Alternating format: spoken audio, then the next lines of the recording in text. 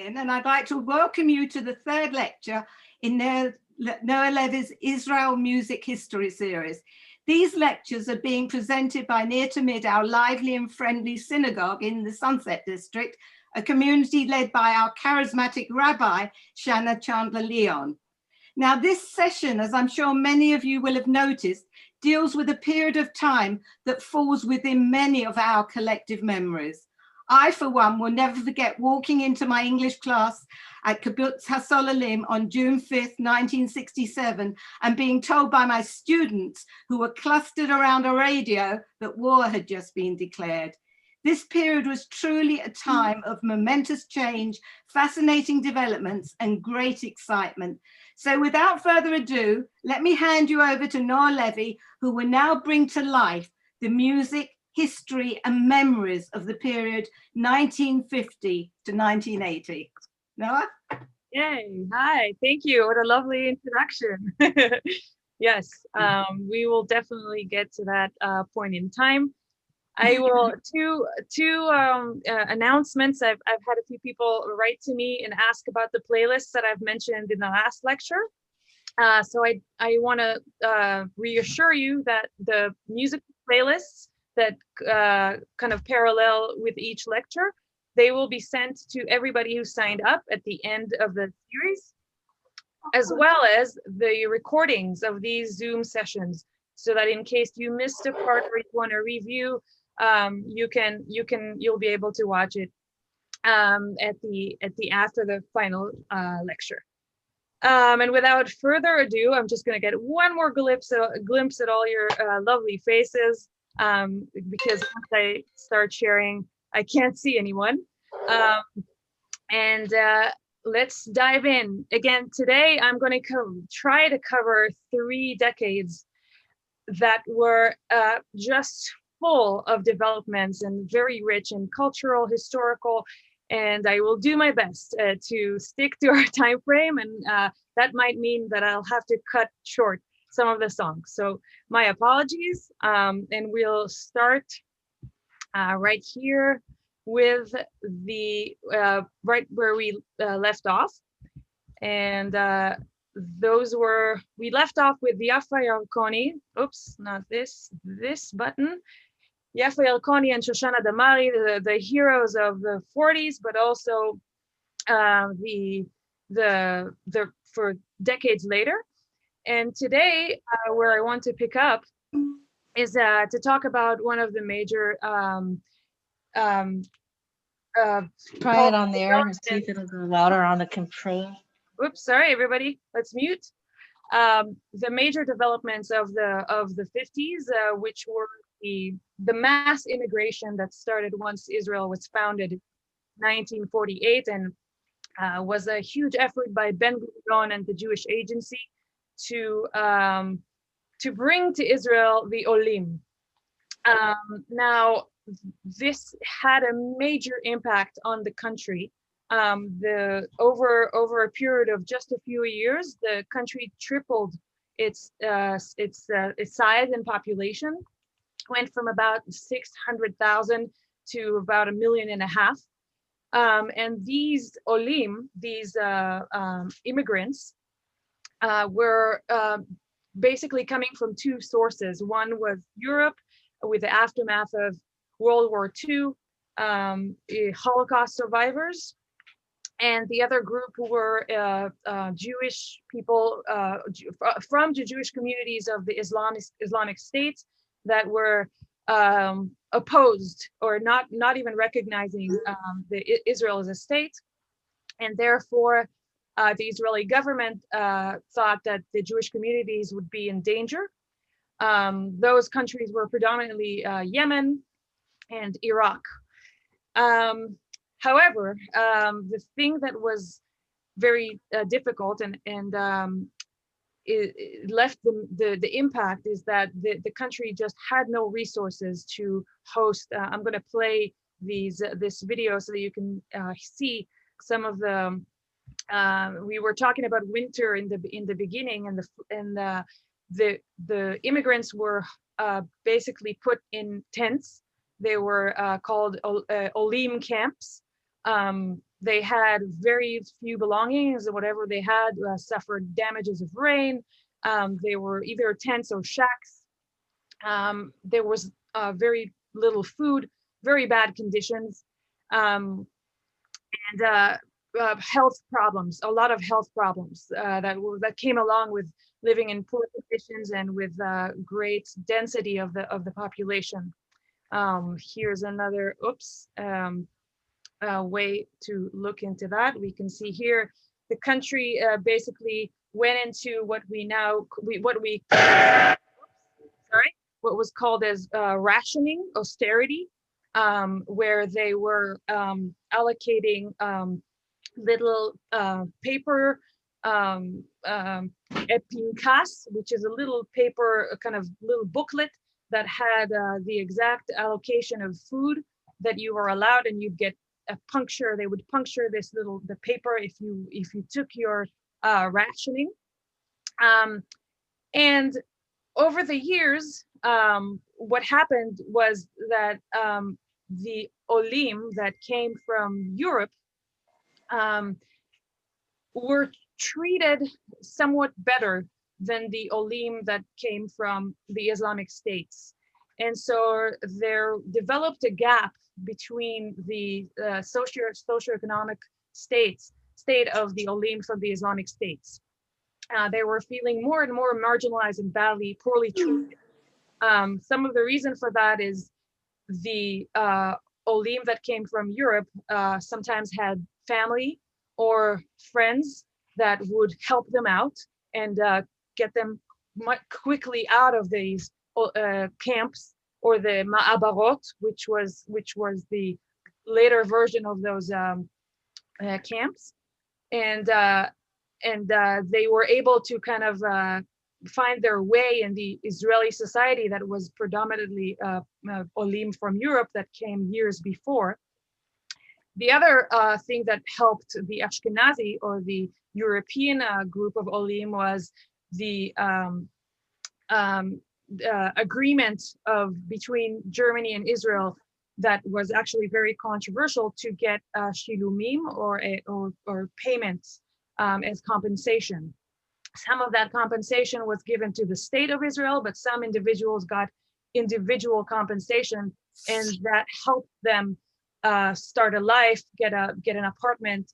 It wasn't much, but it definitely created a little bit of a gap between the European community and the Islamic olim felt that they were left behind. That time, those few years in the beginning, and then the people who were left behind were sometimes stuck in those transitional camps for sometimes even a decade, and that left a huge impact on their life and on their feeling as a part of the Israeli society. And for decades to come, we will have to face and deal with this gap between the Mizrahim, the Sephardic, and the Ashkenazim that we will see the consequences later on. A couple of ways in which this gap was manifested in music and in the culture is in this famous, very, very famous movie, Salah Shabati. You may have seen it. Usually when we teach this face-to-face, I ask everybody and I can see, but I'm going to assume that most of you have probably seen or have heard about this movie, starring Topol or Chaim Topol. And this movie was actually first displayed in theaters as by the Lehakat Nachal, by the Nachal band, which we talked about in the last lecture, as a series of skits to display, that was in the 50s, and that talked about the situation and what was going on. And that was later on developed into the movie that we all know. And even later than that, it was developed into a musical. The songs from that musical and the character that Topo plays became sort of like a symbol of the period of this Ma'abarot. Though I'll have to say, if you have seen the movie, and I'll play a little bit of a clip here.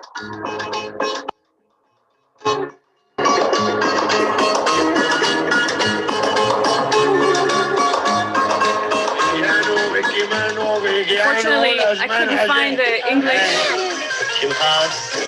Oops, sorry.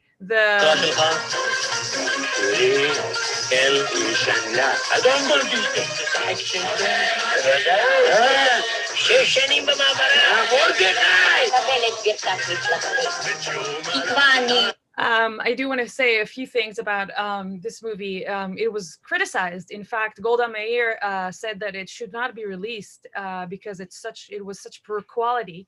And after the film was distributed and got such major success, she actually took back her criticism.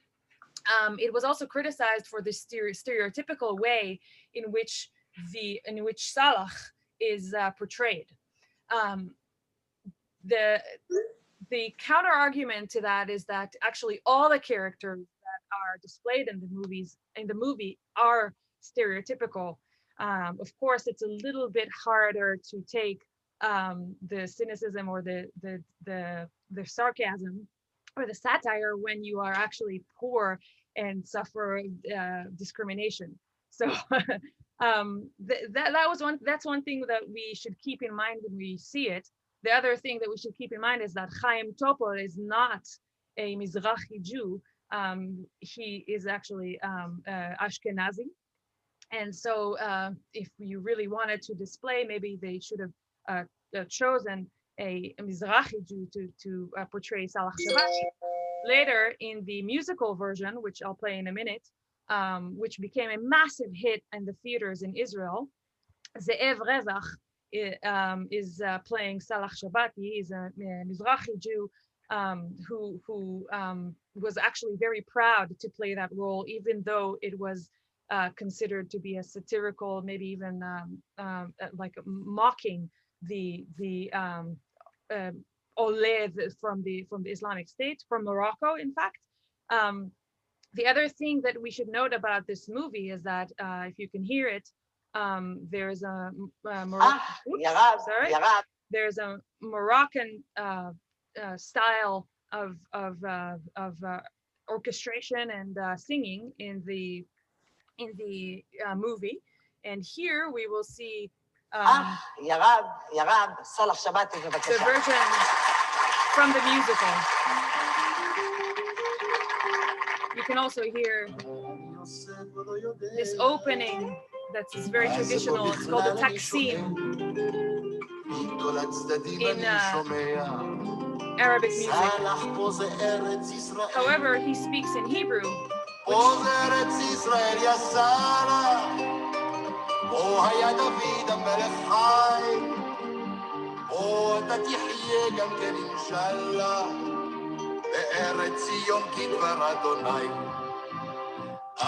يا رب يا رب يا ويلي يا ويلي ايفو أرض إسرائيل يا رب يا رب يا ويلي يا ويلي ايفو أرض إسرائيل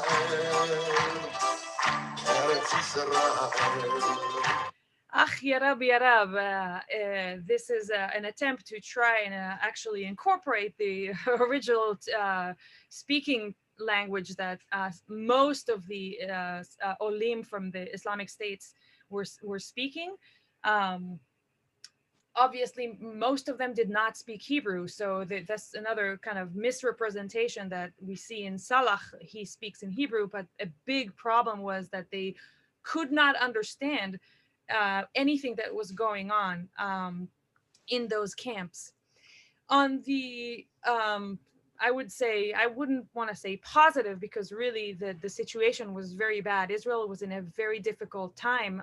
There was also the Operation Sinai, which started in 1956, which just added to the stress that the country was facing with very few resources, and the anger and frustration from the Ma'abarot and from the Olim kept growing and growing. On the positive, the nice thing that we see here is in Salah is here this connection that is formed between Salah and Mordechai. Mordechai is representing the Olim from Romania, which was a very huge group of Olim that came, and they're playing sheshbesh, or what we call in Hebrew the game of backgammon, which is today is considered a very Israeli typical thing to do, to sit down and play backgammon, but this is actually a tradition that the Olim brought from Persia. But those times in the camps were actually if a melting pot, or if it was sort of like forced by circumstances, the result was meeting of culture. And it was a brutal meeting of culture because there was a lot of discrimination. Both groups developed nicknames and really could not understand each other's traditions. But over time, and having stayed in such close quarters, they kind of became closer, and attributed some of the things that they saw at the other at the neighbors. And the other thing that helped facilitate this kind of bridging between the cultures is helping each other. So when we hear testimonies from people that lived in those camps, they were saying, if there was a problem, we would come, even though if they were wearing these weird pajamas, is what they called the Iraqi style of dressing, or if they were talking this weird language, vus, vus, vus, vus, that they called about the Ashkenazi, they would still come and help each other. And if there was a fire or if there was a flood, and that kind of really developed, some bonds were forming. The children that lived in those camps really started to become more and more familiar and comfortable with those cultures that the parents would find very strange. A very important time in Israeli cultural development. Important and quite grim, I would have to say. The stories that you'd hear, I won't go into many of the details, but the stories that you hear from the times are quite challenging, of some of the decisions that the Israeli government made, whether by force or by discrimination. But the Olim from especially from the Islamic states were treated very poorly, and for years. This is the pinkas, or the little booklet of food where you'd get stamps that I told you about from the austerity period. And here is the puncturing that they would puncture you if you take your rationing. And I will actually move through here. Many songs were written about that. Here we have a song about the black market. And over here in the photo where this guy is reading from a booklet, this is I'll play a little bit of that. These are the graduates of Kaduri, which is an agricultural institution, are singing about the austerity, that all they had to eat was tea and bread, nothing but tea and bread. As you can hear, oompa, oompa, oompa. This style of song was very identified with the kibbutz, with the accordion in the background. They wrote their own songs just to show how much music was a big part of life. They were very frustrated, of course, with the lack of food, and they chose to write these humoristic songs to kind of deal with the situation. Oops, sorry. Less on the humor side. Back in 1951 and 59, the situation in the Ma'abarot is becoming really serious. There are a lot of protests, a lot of anger, and there were riots in Haifa that were bloody, and it was a huge, shocking story that really kind of brought to light that there was a really serious problem, even though it was known throughout the 50s, but that was a very symbolic the Wadi Salim riots. And this song that was written by Joe Amar, was a highly respected singer from Morocco, and he has witnessed these riots and also the lives of the Jews, of the Islamic Jews in those ma'abarot, in those transitional camps. He witnessed the riots were around the topic of discrimination when asking for work, and he wrote this song, which till this day is considered the first protest song that Israel really had. And you'll read the lyrics, and you will see it's quite poignant.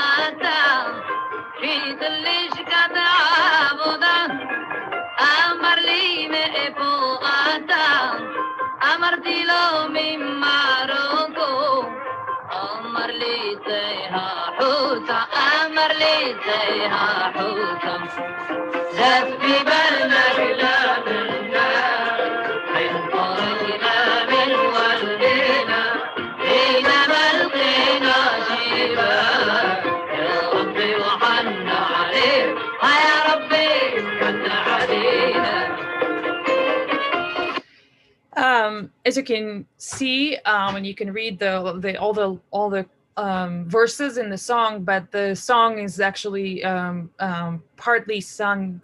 Only 2 verses are actually sung in Hebrew. The rest was sung in Moroccan, and all the orchestration is completely original and represents very accurately the music of Morocco and the Andalusi music.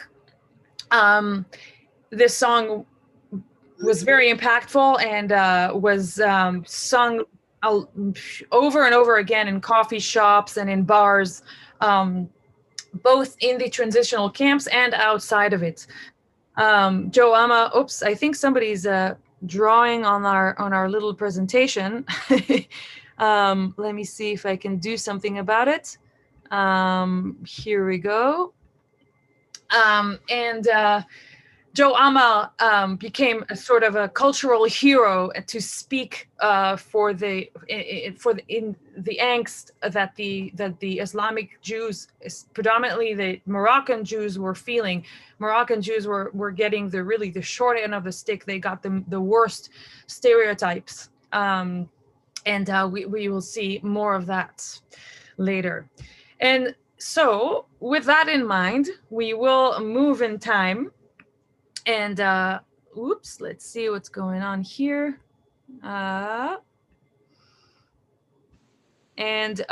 Nope, forward. And this is, I will actually skip through this. We will play it, but another very important event was, of course, the Sinai operation, Mivtza Kadesh.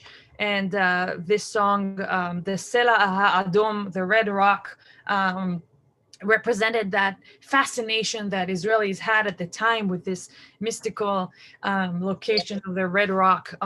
Also, many stories in the newspaper kind of told them this story about nobody's returning from the Red Rock. Here we can hear a little bit. What I do want you to pay attention here is that the music, we have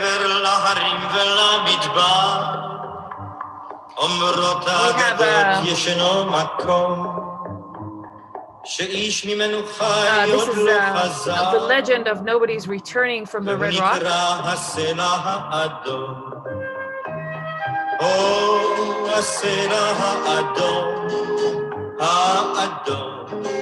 And musically, we have a very bizarre, or actually interesting, I should say, combination of kind of, I would say, desert-like Bedouin rhythmic percussion. We have the singer's voice, who is absolutely with an Ashkenazi kind of sound signature to his Hebrew. And then we have cha cha chuck chuck chuck chuck, which is what the guitar is playing, which is probably an influence of Latin America. So the music is starting to sound like a mishmash. But let's venture into the 60s. And here is where there is more and more of what is today we call classic Israeli things. First, we have, in terms of food, we have the snack, the peanut snack, the snack that's called bamba, and we have the falafel, sorry, the sabich. The sabich is a total combination that food that represents sort of everything in Israel is inside a pita. Then we have the trial, the Eichmann trial, which made a huge impact on society as well, kind of allowed people, either the olim, the people who were born in Israel and did not experience the Holocaust, or the people, the olim from the Islamic states. This trial really united everybody around the trauma of the Holocaust and allowed people to hear more. And also some people who came and did not wish to not discuss, they wanted to start a new chapter when they came to Israel. This pleasantly or unpleasantly brought up the conversation, and some people actually did start to say, yes, this happened to me. So those were kind of very important cultural events. We have the Israeli ingenuity here at the bottom, where the one of the first Israeli inventions. This is the solar water heater that every house in Israel has. And very important here on the top right, television broadcast. So the Israeli television had a huge part in kind of unifying what is Israeli culture. There was only one channel for about 20 years. The first broadcast was in 1966, and it was predominantly educational TV. The first official broadcast was actually a math lesson. Tells you a lot about what's important to Jewish people. And then the actual national television was in 1968. And this was really everybody united around what was on TV. We should note that 2 hours of Hebrew broadcasting, but 1 hour of broadcasting in Arabic, just to keep in mind how big numbers wise was the aliyah from the Islamic states in the 50s. So in music, what we see here, and we've started talking about Lehakat Nachal in the last lecture, but really in the 60s is where Lehakat Nachal is kind of gaining more and more popularity. And we have really two stars that met in Lehakat Nachal and both ventured into decades-long career. The first one on the top is Arik Einstein, and the second one at the bottom is Yehoram Gaon. They both are extremely respected in Israeli culture, and Arik Einstein is sort of representing more of the Ashkenazi side of Israeliness, and while Yehoram Gaon, born in Jerusalem, Arik Einstein born in Tel Aviv, much more of a Bohemian. Yehoram Gaon, born in Jerusalem, very very connected to Israel and its culture, and very proud of being a Yerushalmi, a person of Jerusalem. Let's see, I want to play a few things. We will see Arik Einstein many times throughout, because he's had a huge impact on the culture. He started off his career as you can see, he's a dashing young man, and he was in the Lehakat Nachal, and so he was very recognized for being this all-Israeli tzabar, and he played that part for the most part of the 60s. Yehoram Gaon, just the same. However, later in life, he identified more with his Ladino culture of Jerusalem, and he would release records in Ladino. Let's see. Let's move on, and I'll play you some clips.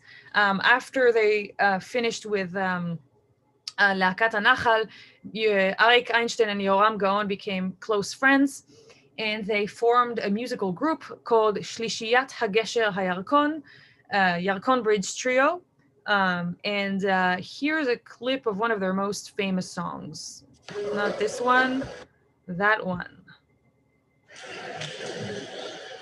איילת אהבים לחג'ידקיס Ayelet Ahavim, נעמי שמר. sort of the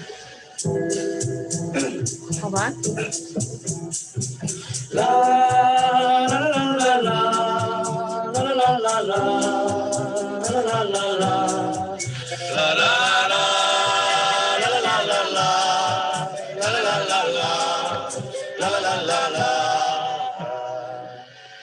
ספרי איילת אהבים על מה כיסית ראשך צעיף סגול על מה ריסייך עצובים וצווארך שחור כגיבור בכלולותיי הנדונים אבט חסון למגייתי יבלה לפליג בספינתו את לבבי נסו נסע איתו. Sorry. Ayelet Ahavim. Ayala is a gazelle. Ahavim is love or lovers. This is a very interesting song, as you can hear. This is kind of like a Middle Eastern orchestration. Originally, the melody is Greek. The composer was Greek. Naomi Shemer heard the song. Naomi Shemer, the lyricist and composer, heard the song and didn't know a single word of Greek, but fell in love with the song and decided to write her own words to this. So the Hebrew words have nothing to do with the original Greek version. In fact, this song became quite popular, and basically George Moustaki, the famous French singer, translated Naomi Shemer's translation, and so getting very far away from the original. But what you see here very beautifully is those harmonies kind of blended with the Greek style. The harmonies did not exist in the original version, and that was the signature sound of those days, those beautiful harmonies that were kind of like a remnants of having performing in those army bands, in those army groups. Another very famous band that made a huge impact in the 60s that kind of was a derivative of those army bands is the Tarnegolim, or the chickens, or the roosters, actually. And I will play you a little clip so you can better understand the spirit.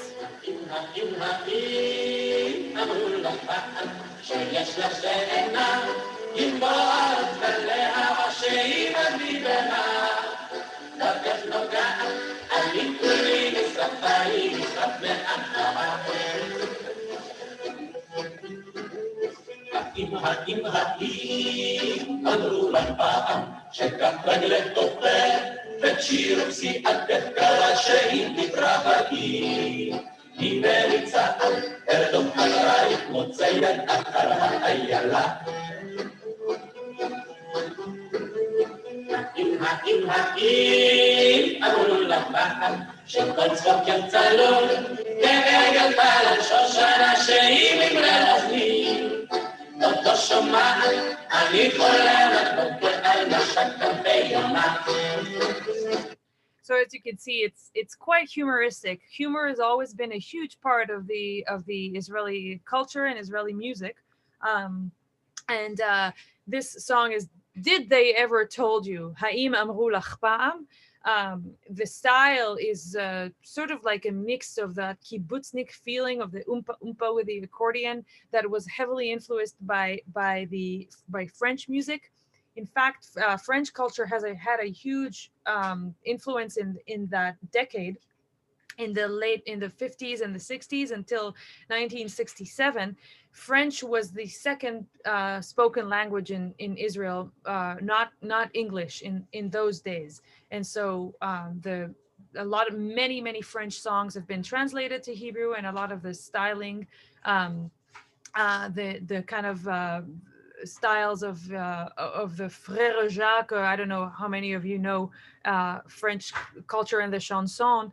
That was the choreography and the humoristic style was also kind of driven from that.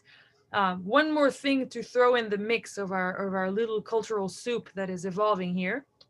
Another thing to notice, that Hebrew flowing, I mean, these songs already are very spoken Hebrew, and they show a lot of slang, and they talk about everyday affair. So there are more and more songs that are talking about him and her, um, maybe more in the popular culture than they were before, where they really focused. Remember, in the early days, we were focused about love of Israel and love of the land and work. Later in the 40s, we had a lot of songs about guarding and going to the army.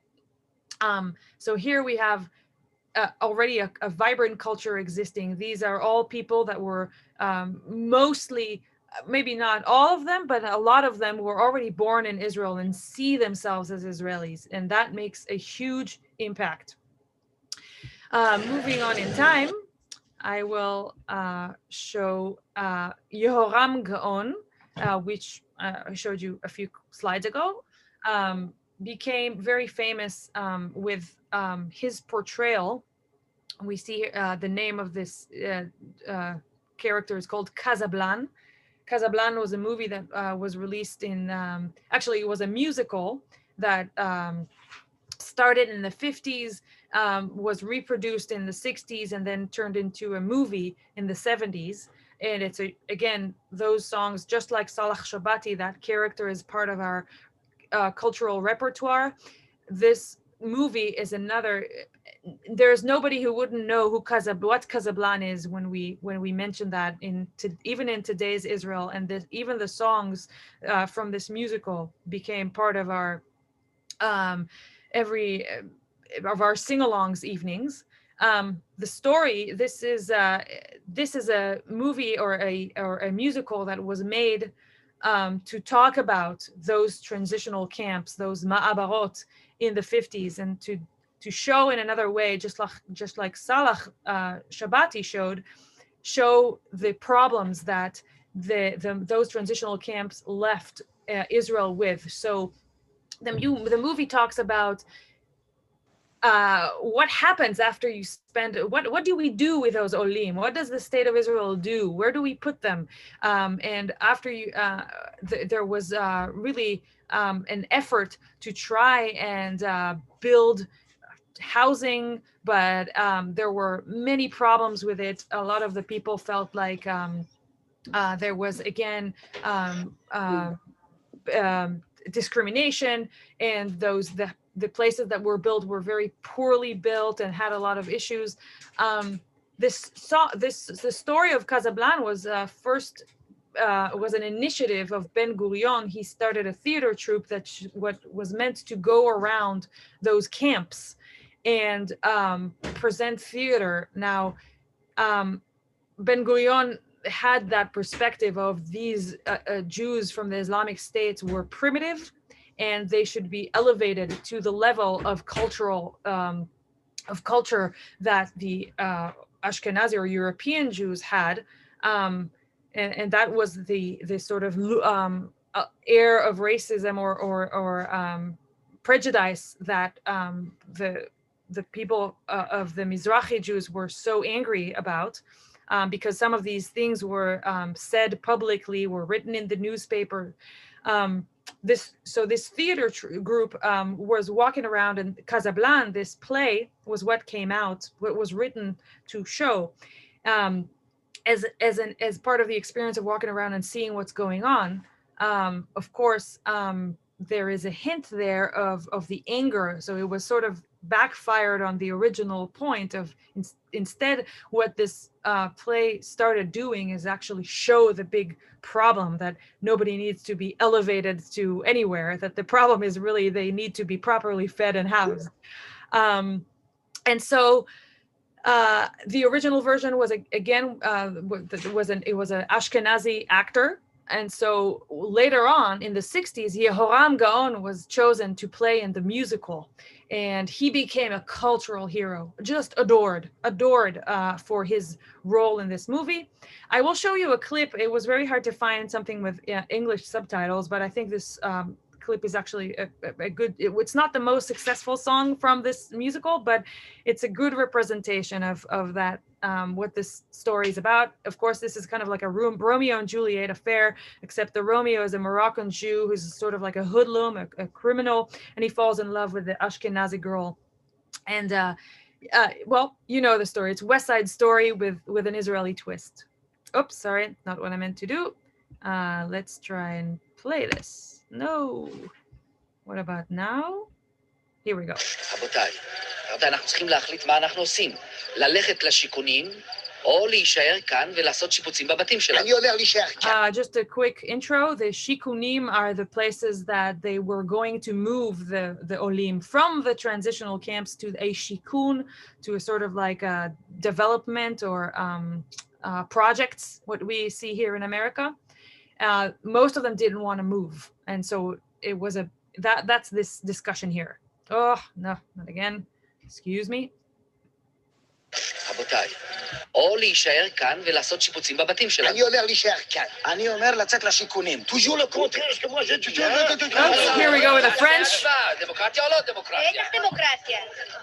מה זה דמוקרטיה? דמוקרטיה זה כל אחד עושה מה שהוא רוצה. זה טוב דמוקרטיה.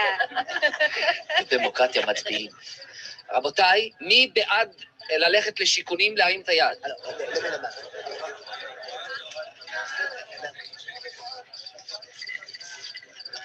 48 בעד. 48 avec moi. עכשיו, מי בעד להישאר כאן ולעשות שיפוצים, להרים את היד?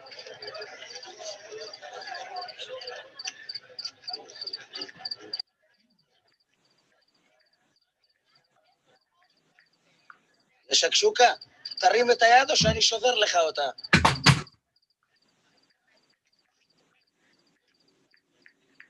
שמונה בעד. 48 avec moi. 48 בעד שיכונים, 48 בעד שיפוצים.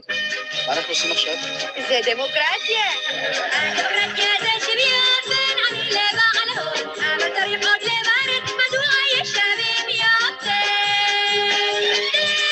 דמוקרטיה. אם יש חתונה קשה, אל תגלה זאת לאישה. אל תראה את זה החוק באופן דמוקרטי. שתוק.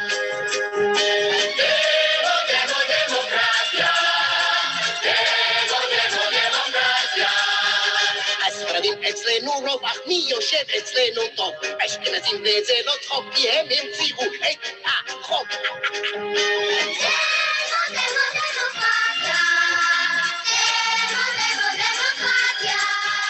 בדמוקרטיה מה שטוב כלל אותה יום יום ברחוב, היא לא תשמע ולא תאמר גם אם תצעקו עד מחר.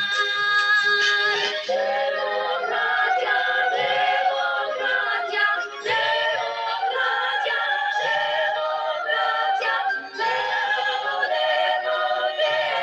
דמוקרטיה,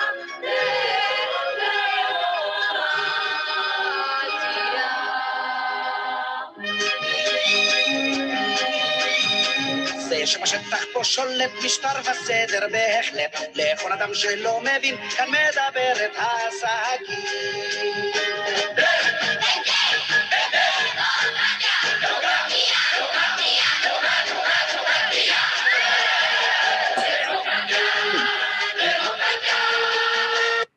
Okay, you can see sort of how it goes from here. many things to see. Again, some of the representation is stereotypical today, considered, you know, a little bit stereotypical. This is and yet still most of the characters here are very exaggerated. It's something of the style of that production. Another thing we can see is there is this, all of a sudden there is that weird thing in the middle there, that this modern dancing. I say weird just because it is out of context, and that's a kind of a hint of what we're starting to see. It's sort of a hint of the 60s movement of the hippies, which was just starting we were just starting to hear rumors of it in Israel. It was a kind of like always everything is a little bit in delay in those times. So there's this switch from this Israeli mess. All of a sudden there's that free-spirited dancing that is quite European sounding, with a choir, very delicate. So I think they're trying to show this contrast as well. Again, Yoram Gaon, a very important figure. He was playing the lead role here. Maybe I will show you actually another clip where you can see him in all his glory. I hope this will work. This is the famous song from this movie. It's called Respect. Unfortunately, the subtitles are huge. I'm sorry about that.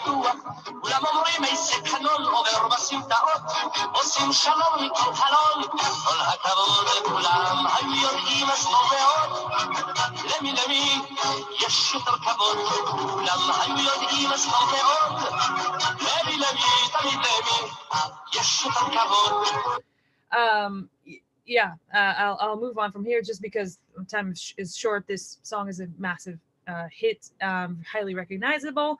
The theme here is respect, which is that's the thing that we are talking about, that they want to be recognized, they want to be respected. Casablan is the character is a Moroccan Jew, and I've mentioned before, and we've seen Joe Amal, another Moroccan Jew, that they were the most marginalized and badly, poorly treated. And even here, that the stereotype is Moroccan Jew. The Moroccans, they are criminals, they are hoodlums, and it became a character defect rather than a cause of the circumstance. The thing that I have to say here, that's today when we look back, in fact, the music here is not at all Moroccan sounding. The only thing that Yoram Gaon is doing, and he's doing really well, is he's bringing the style of singing. And he was singing with a het and ayn. The het and ayn is sort of like the symbol of whether or not you're Mizrahi or not. And just like Shoshana Damari did it at her days, Yoram Gaon is doing this in this production. Okay, moving along. The other thing that's happening in the 60s, apart from we have national television, and we have a lot of things that we're becoming sort of like Israeli cultural assets, to celebrate the Israeli culture, the government is instituting a song festival, or Festival HaZemer. Festival HaZemer HaIvri. Zemer is another word for song. This festival, its purpose, as stated by the government, is to this was actually a song contest, and the winning songs will be declared according to how much they represent original Hebrew or Ivri creation or art, and how much the song is representing the achievements of the Israeli society and the culture of the Jewish people. So this is a very kind of nationalistic move by the Israeli government to celebrate anything Hebrew, anything Israeli. And it worked. In fact, the Festival of Songs produced for decades masterpieces over masterpieces. The person that would win, and even the first few titles, would become stars. The songs would become hits, and everybody was kind of trying. All the writers, all the songwriters, the best songwriters, composers, lyricists were working around the time of this festival, submitting songs that were trying to portray this Hebrew art and Hebrew creation, and by therefore actually succeeding and producing beautiful musical masterpieces. So this started in the 1960s, even though we kind of went on, the Casablanca was a little bit later, but I do want to play the winning title, Erev Ba, evening has arrived, or evening came. I'll play you this song, and we will discuss it in a minute. This one. The lyrics are on the screen.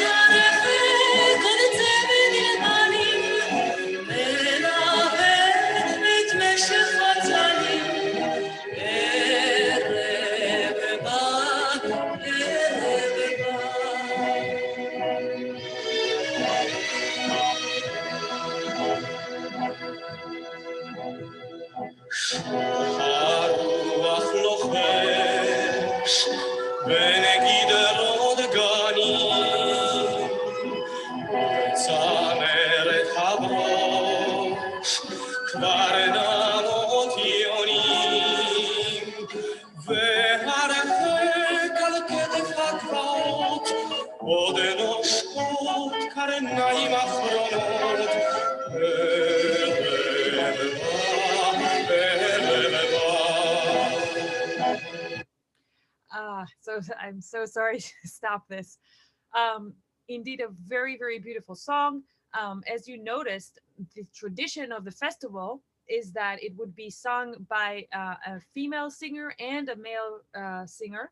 Another example of equality, which I've spoken about in the context of our culture, in which women were actually very much involved.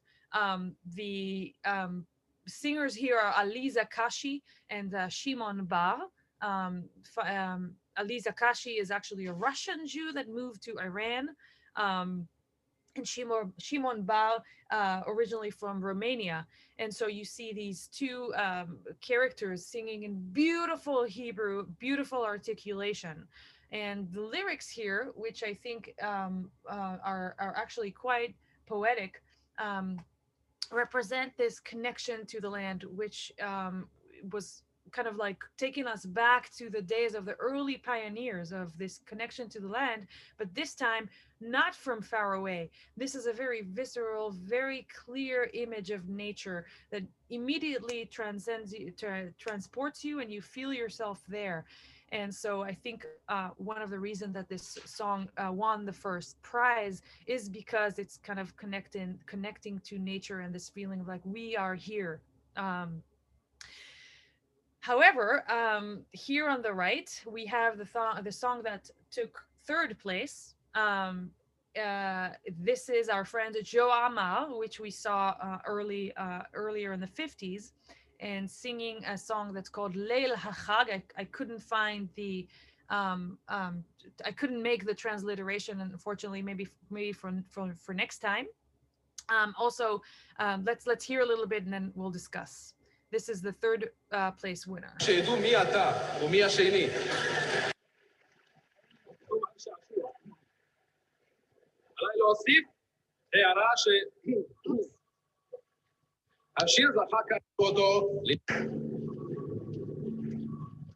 Oh, sorry. Oh, sorry. Let's try one more time.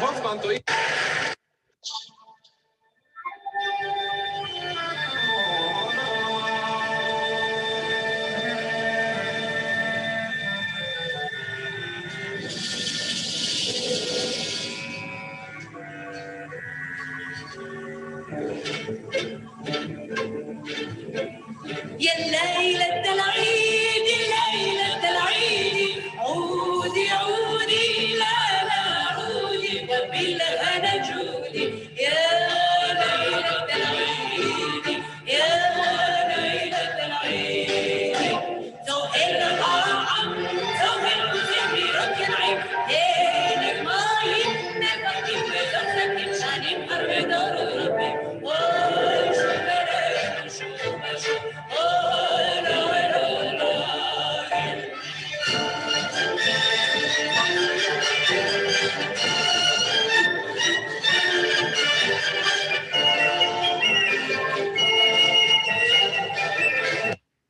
Sorry, I'll have to stop. This is Joe Amar, and the female singer is Lilit Nagar, or originally called Najjar.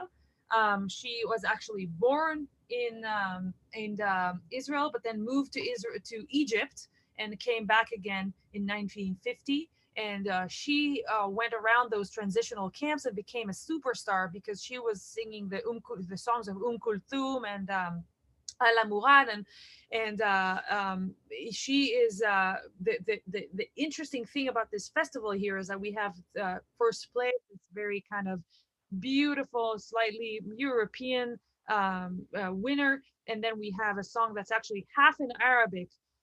As you probably heard in the beginning, it's half the first verse is in Arabic, the second verse is in Hebrew. Later on, the Festival of Songs would be actually kind of maybe even dissected because they would institute a song of a festival for the Mizrahi songs, the Festival Hazemer HaMizrahi, and another one, Festival Hazemer HaChasidi. So as more and more of Hasidic Jews and Orthodox Jews, the community grows, there was a dedicated festival. So instead of here, the effort is to try and merge everybody together. Later on, we would start to see these little kind of maybe cultural ghettos starting to be the mode of operation for the institution. Okay, moving on from here. This is the fun part. Actually, it's all fun.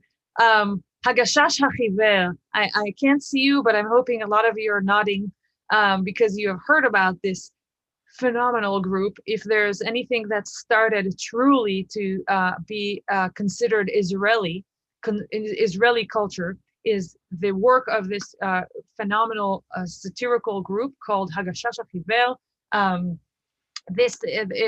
Though the members of the Gashash, or Gashash in Hebrew is a scout, or the person that goes in front of the troop, and the Chiver is pale. Allegedly, the name for this group was taken from The Last of Mohicans, the famous novel. They met in the Tarnegolim band, which we saw a couple of slides ago, and the producer called Avraham Deshet Pashanel recognized the talents of these three guys and decided to form another group. Originally, they had mostly songs and some skits in between, but the skits were so successful that later on skits became the majority of their program, and the songs were kind of woven in between. What can I say? First of all, the language that they developed here, the idioms and the phrases of the Gashash HaChiver that from the skits just became immediately part of the spoken language, of the slang. The mix of using some Arabic phrases, some Yiddish, some taking everything and adding it into Hebrew words made it very kind of Israeli. People could really relate to that. The members are in the middle here. Let's take the middle photo is Shaike Levy. Shaike Levy is originally from Egypt. He actually made an aliyah in the 50s and spent time at those camps, at the first camps, Olim camps, and then moved to a kibbutz and grew up in a kibbutz. So he's got a very interesting life experience.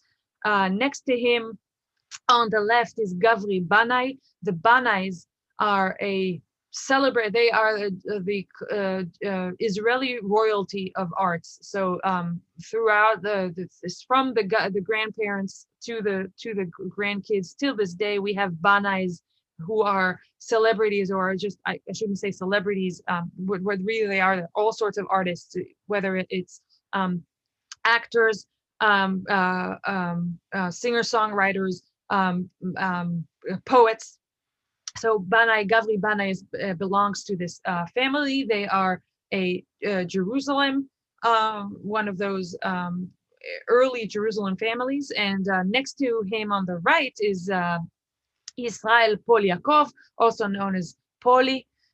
He's a Russian, Jerusalem Russian immigrant.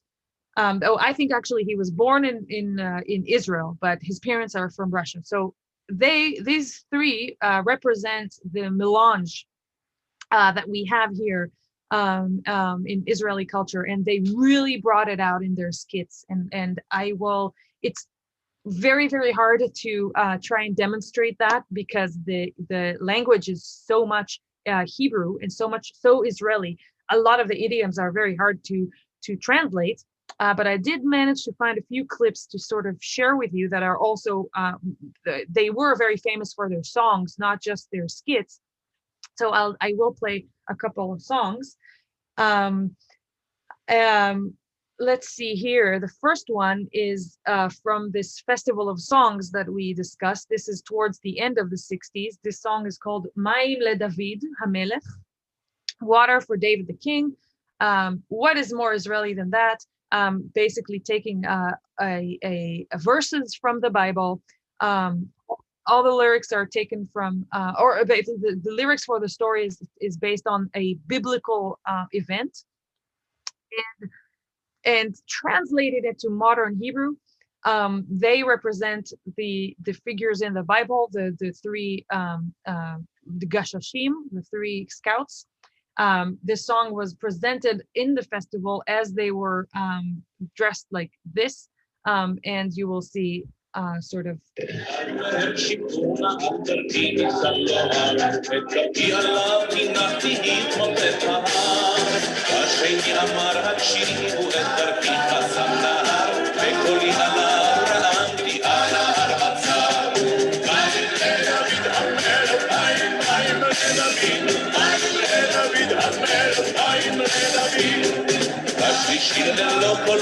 Yes, so this is actually a clip that I found of Poli kind of reflecting back, and as you can see, this was the national the national festival, and they were their underwears are showing every time they raised their hands, and this was basically reproduced over and over again in Israeli culture, taking kind of a biblical story, making really a joke out of the thing.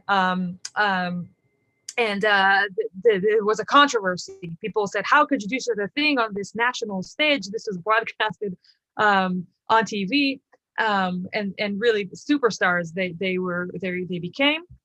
Here's another example, the other one that I could find with English translation. In fact, this is them hosting another female singer called Tiki Dayan, actually a comedian.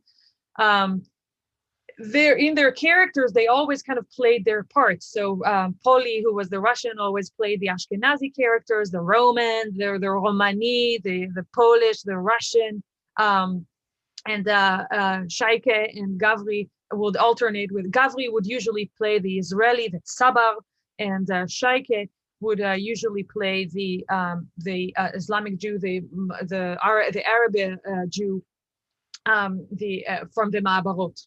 And so here they are kind of talking, I'll just let it. So many things, I'll try to cover everything that's just so smart here. First, of course, they started this, English was an Israeli accent. I mean, how many times have we heard it? I mean, the Israeli accent that is spoken like this, right? And so I told you, I told him, right? So they're trying to mock that.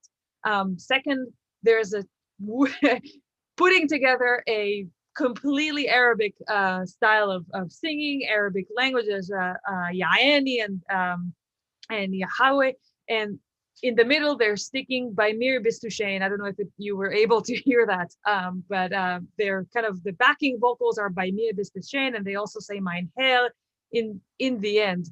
and you have this very pompous orchestration, but in the big background you still hear the darbuka, and the rhythmic kind of in the background. So really that I can't emphasize enough how important the Pale Scout, the Gashash Chiver, were in making what we consider Israeli. Sort of everybody found themselves with these characters, Mizrachis and Ashkenazis alike. Many of their skits people know by heart. Okay, so let's move on from here. Okay, I hope that we will get to enough of the 70s today.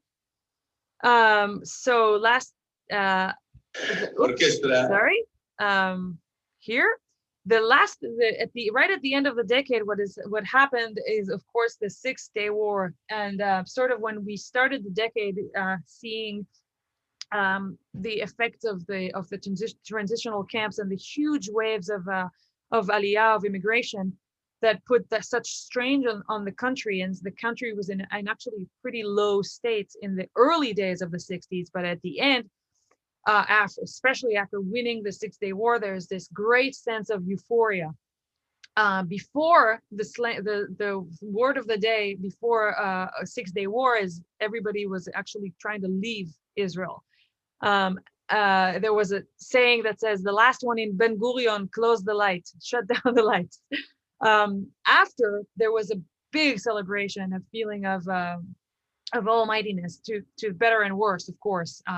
The consequences of the war are known till this day. I'm not going to go into that. What we will see is I'll have to skip this one. You'll forgive me. We've all heard the famous Yerushalayim Shel Zahav by Naomi Shemer, written about the taking back Jerusalem. But what I do want to share is another army band. As I said, the army bands were the top 40 of the time. And this time we have Lehakat Chel Hayam, the Navy ensemble. And we have a song by Ehud Manor right here at the right, who became one of the most predominant lyricists for basically 3 decades, very celebrated.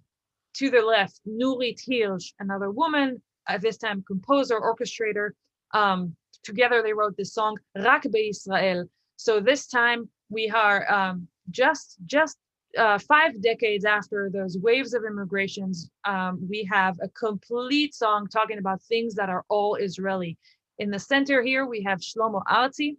He was first introduced in Lehakat Chel Hayam in this right here clip that you will see in a minute, and became a superstar later in the 80s, and we'll talk more about that. I did my best with trying to translate this song.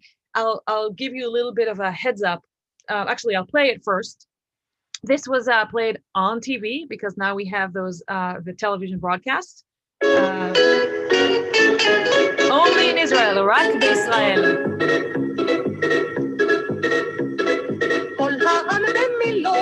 רק בישראל, מתנדבים עושים חיים רק בישראל. הכרמל יורד לים, דיסקוטק נסגר מוקדם רק בישראל.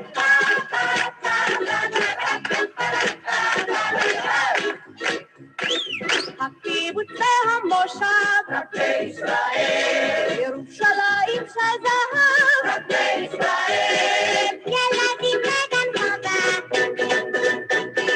כל אחד רוצה טובה רק בישראל.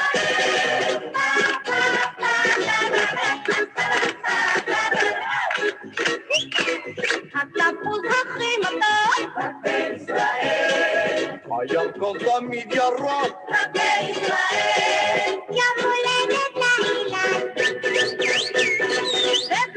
שמאל גולה רק בישראל.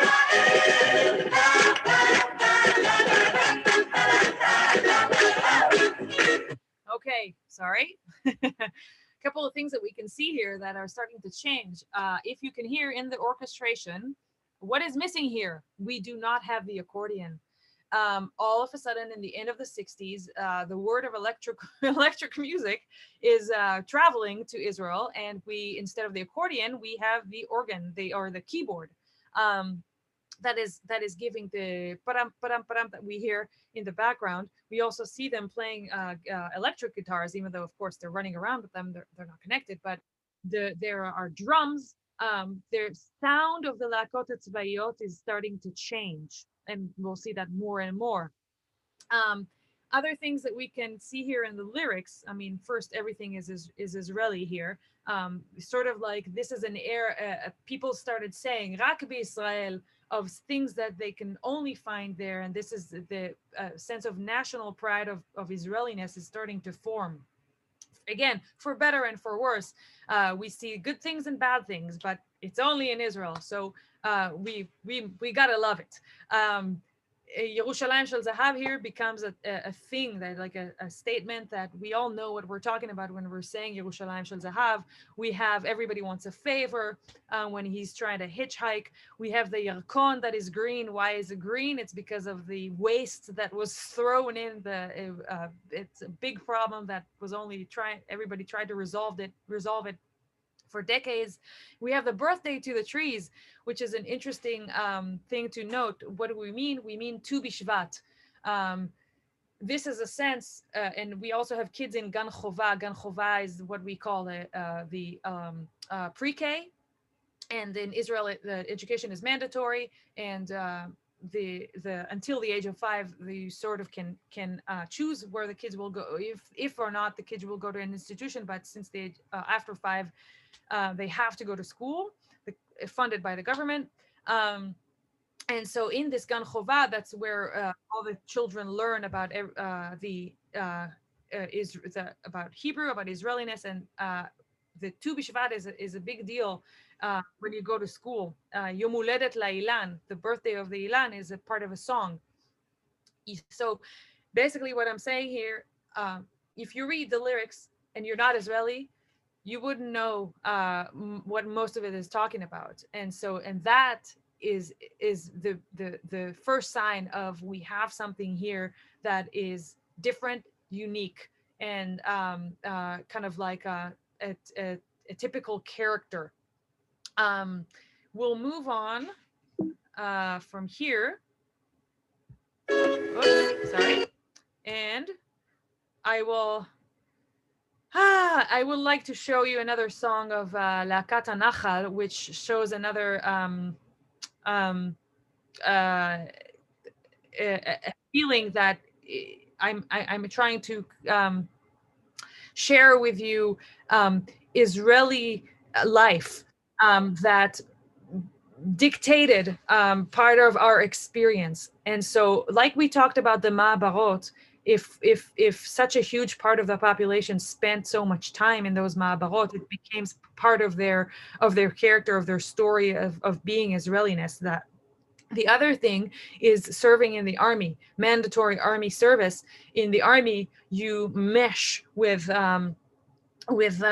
people from all sorts of backgrounds, all sorts of ethnic cultures, and so the army service is a huge part of the culture, and it's something that everybody can relate to. And when I say everybody, again, that is actually not exactly everybody.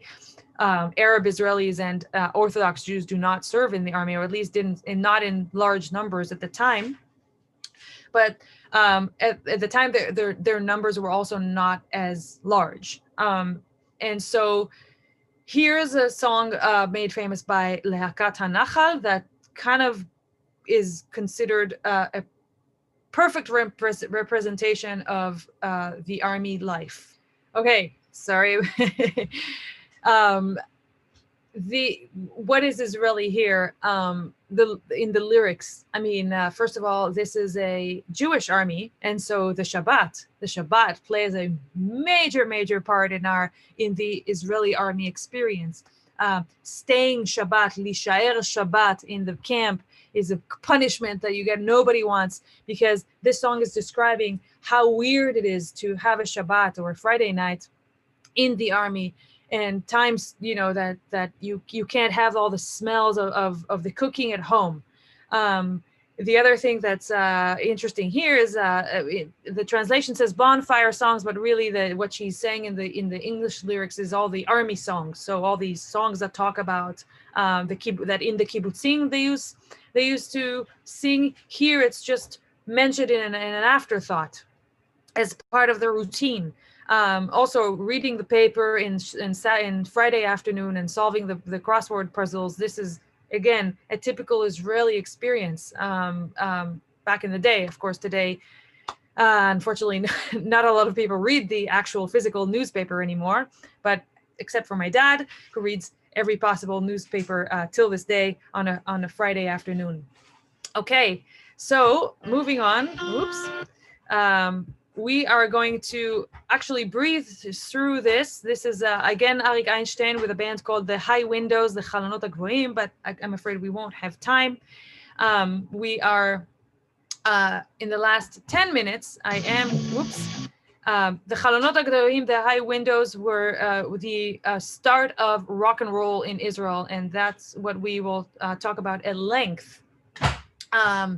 For in the next lecture. And I'm assuming most of you have heard Shir LaShalom, a song for peace, which started to bring the movement of rock and roll and the request for peace and expressing the sort of the nation starting to get tired of the constant war and losing the faith that they had in the army, in the institutions, or I don't know if losing, but the devotion is starting to crack.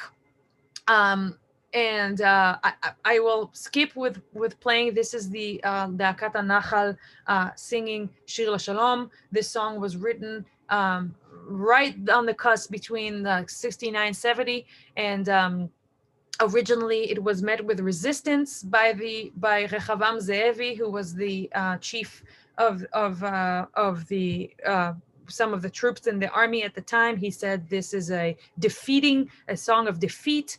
I don't want you to sing it to the soldiers. This brings down the morale.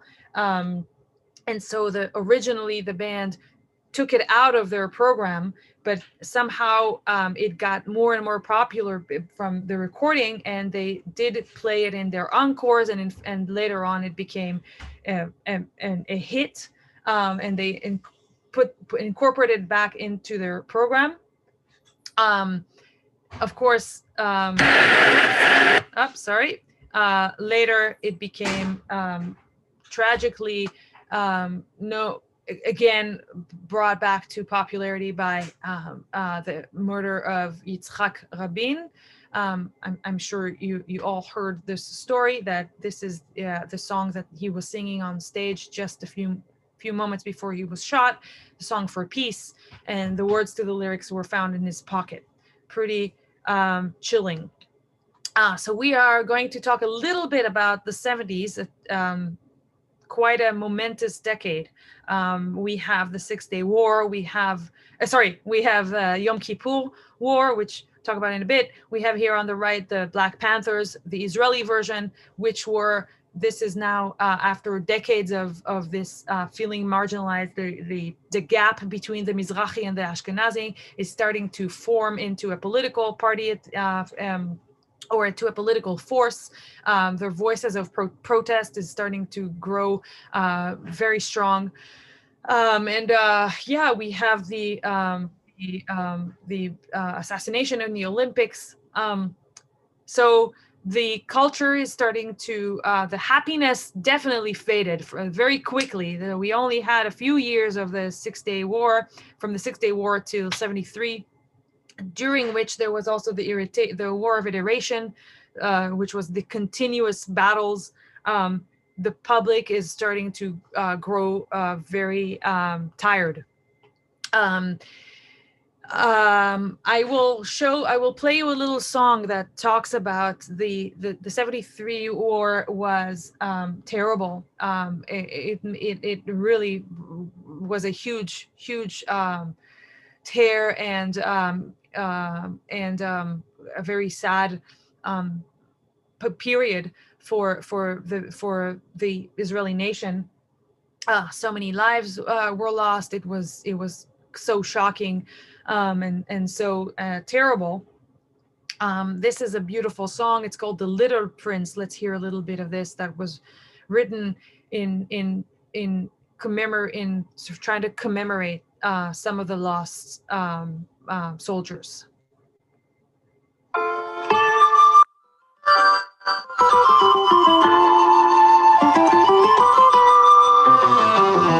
פגשתי אותו בלב המדבר, יפה שקיעת שמש ללב עצוב, ציירתי לו עץ מכבשה ענייה, והוא הבטיח לי שישוב. הנסיך הקטן מפלוגה ב' לא יראה עוד כבשה שאוכלת פרח, בכל שושנה וקוצים שושת, וליבו הקטן קפא בקרח. ואם אי פעם תגיעו לכאן, תדעו שכאן הוא חרש צנח, וכל התפילה לעולם לא נשמע, בגלל החול הרח. והיה אם יופיע שם ילד אחד, שפניו צוחקות ושיער זהב, ותנו שזהו והושיט שזה יד, ולטפו בדבר כמדבר לעיניו.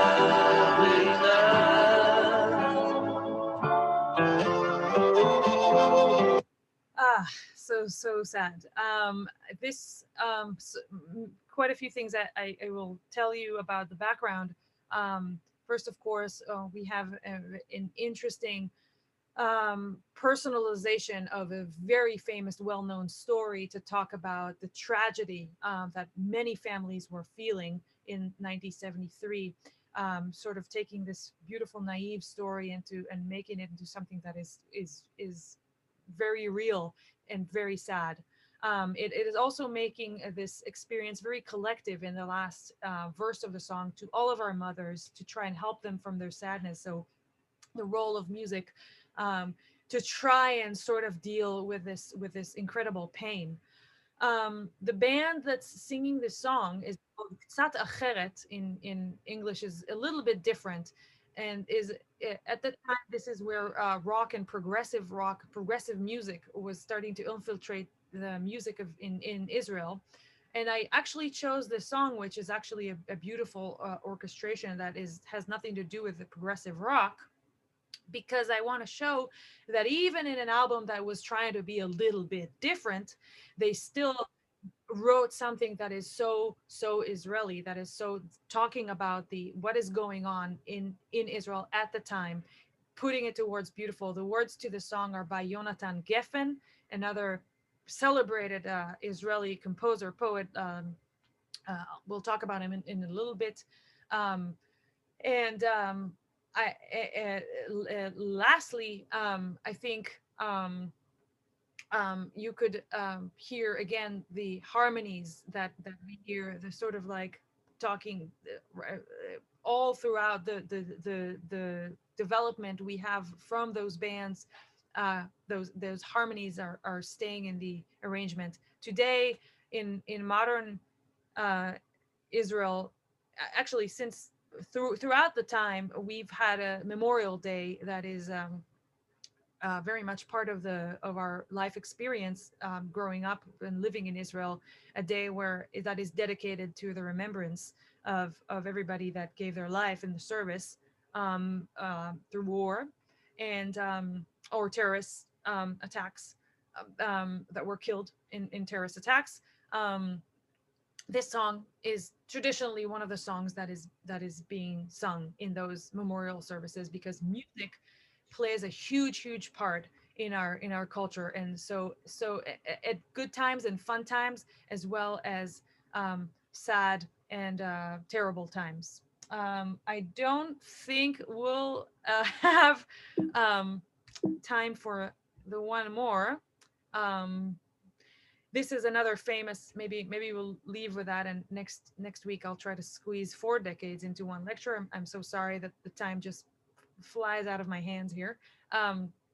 Lu Yehi by celebrated Naomi Shemer. I will leave you we'll hear just a little bit of one more time of Chava Alberstein, another incredibly important and influential figure, singer, songwriter in our culture, singing another song that is an aftermath of the 73 war.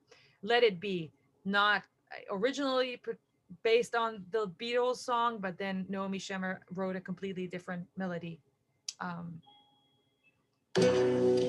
עוד יש מפרש לבן באופק מול ענן שחור כבד כל שנבקש לו יהי ואם בחלונות הערב אור נרות החג רועד כל שנבקש לו יהי לו יהי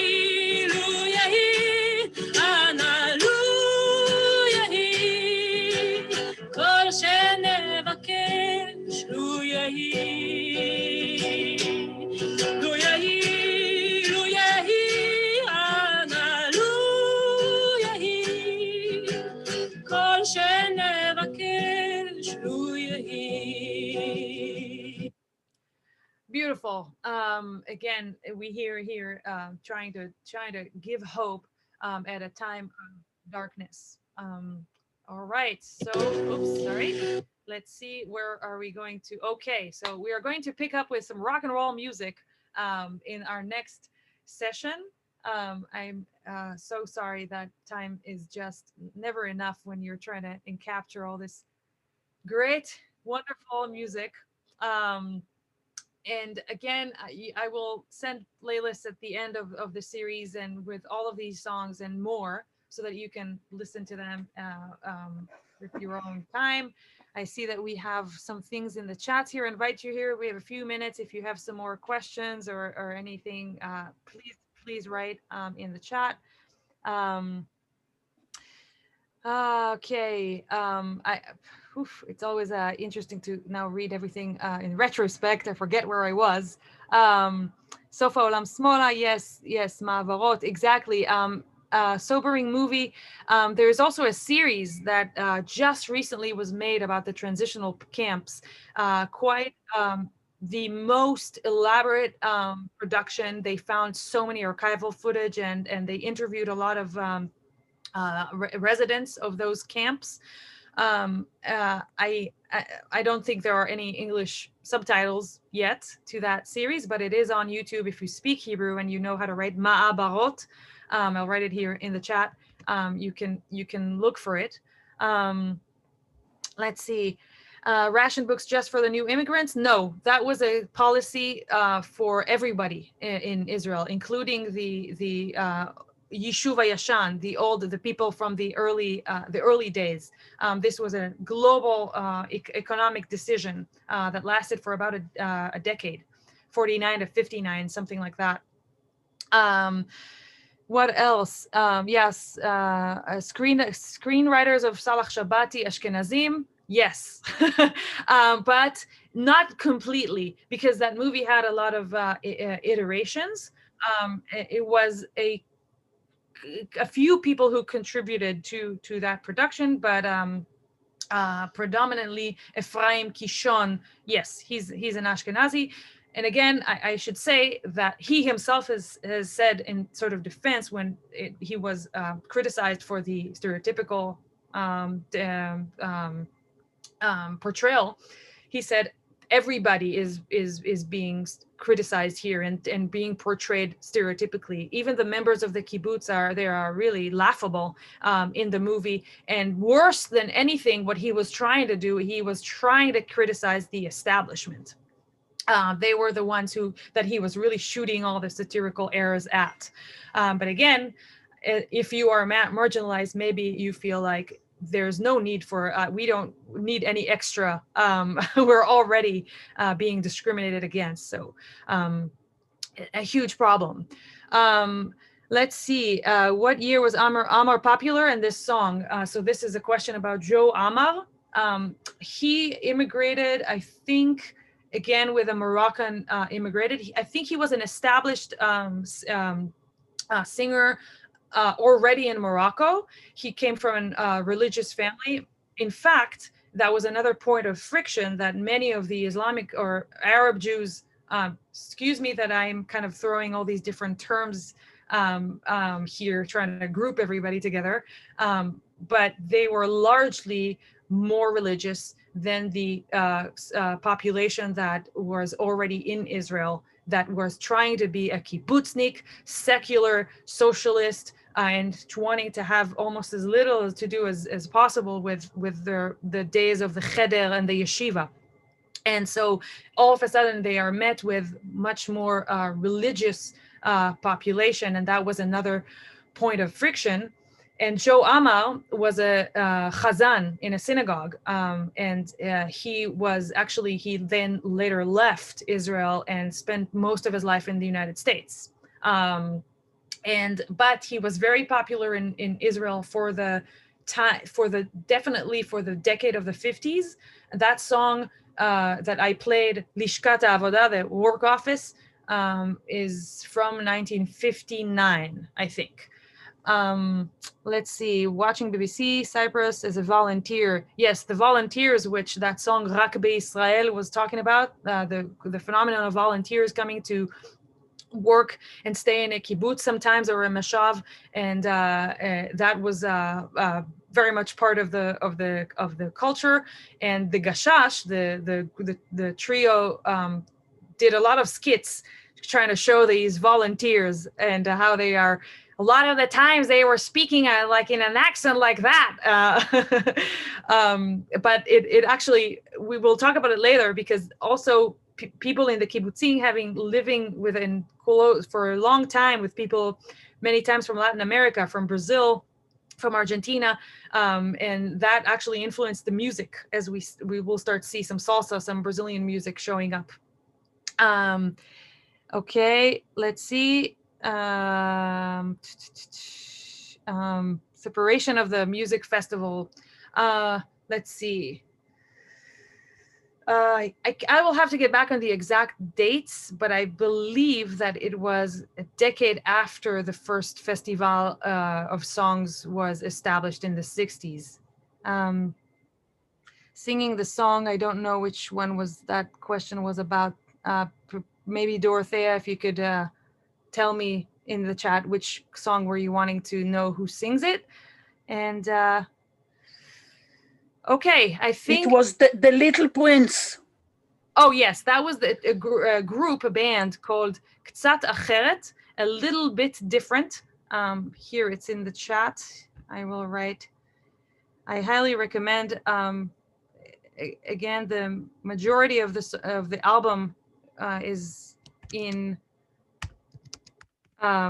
very kind of progressive rock, but this song specifically, I think everybody can relate to. Ktsat Acheret, right here. Let's see if I missed anything else. If you have any questions or anything, always feel free to write. The Friday paper is like our Sunday paper. Yes, I don't have that experience yet, but I assume for sure. Yes, Shir LaShalom, again, I didn't go into that as much because I'm sure that you've all heard a lot about the importance of that song. Thank you so much. This is a marathon of speaking, so I'm so grateful that you pay attention and stayed with me, and I wish you all a wonderful week, and we will see each other Bashana haba. Yeah, in the new Gregorian year. Thank you. Toda rabba, it was wonderful. You're welcome, my pleasure. Thank you, Noah, for a really fascinating lecture. We look forward to next week. Thank you. See you all next week. Bye. תודה רבה. כל הכבוד.